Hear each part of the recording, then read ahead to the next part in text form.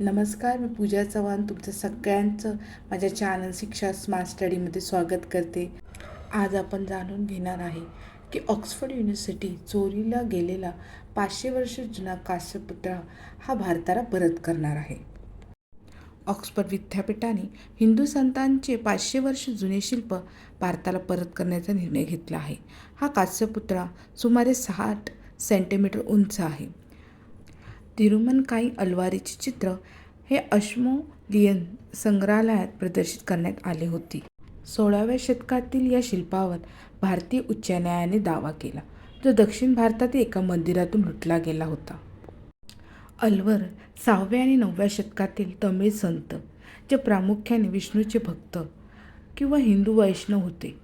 वैष्णव संप्रदायानुसार त्यांची संख्या 12 आहे. ते संत कवी असल्याने त्यांनी विष्णू, कृष्ण यांच्यावर अनेक काव्य केली आहेत, जी संस्कृत भाषेतील वेदासमान आहेत. आय होप सो मी दिलेली इन्फॉर्मेशन तुम्हाला समजली असेल तर माझ्या चॅनल शिक्षा स्मार्ट स्टडीला लाईक करा, सबस्क्राईब करा आणि बेल आयकॉनला प्रेस करा. Thank you and keep learning.